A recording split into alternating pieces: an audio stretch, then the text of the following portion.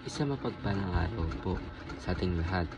Ako si Godfrey Quezon and this is my devotion for today, April 3. And ang topic po natin for today is, may kakilala ka ba ang Kristiyanong matapobre? Or equality in personhood. So, ano po ba yung equality in personhood?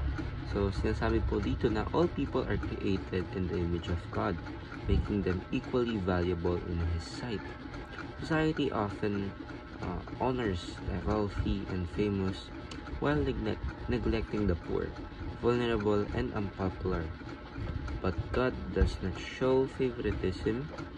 He calls us to treat everyone with the same love, respect, and dignity, whether rich or poor, powerful or weak. True biblical equality is not about status, but about seeing every person as God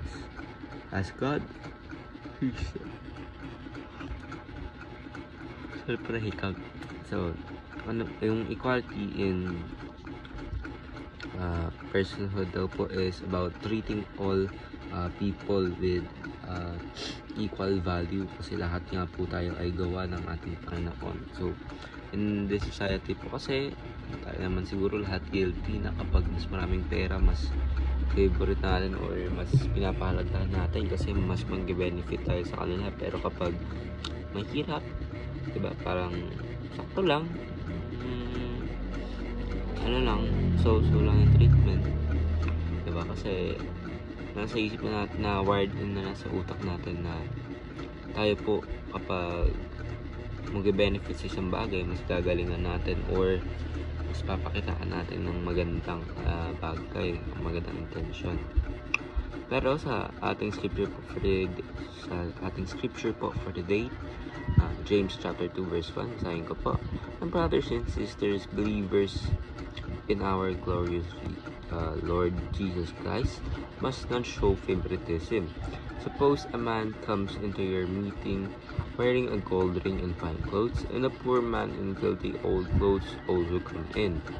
So show special attention to the man wearing fine clothes and say, "Here's a good seat for you," but say to the poor man, "You stand here or sit on the floor by my feet."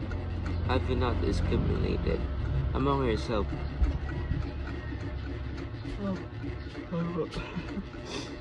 Have you not discriminated among yourself and become judges with evil thoughts? So, ayun po yung mismo sinasabi sa James chapter 2 verse 1 na i-relate po natin sa ating teaching for today is all person are equally made in God's image. Kaya nga po sabi ko kanina, si Lord po yung gumawa sa atin sa image niya. Kaya po lahat dapat natin tignan as equal, kagaya po ng pinakita ng ating Panginoong Jesus na wala siyang pinakitang favoritism.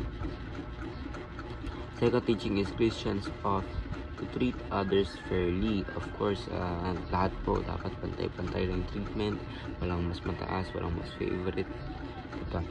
And loving God is best expressed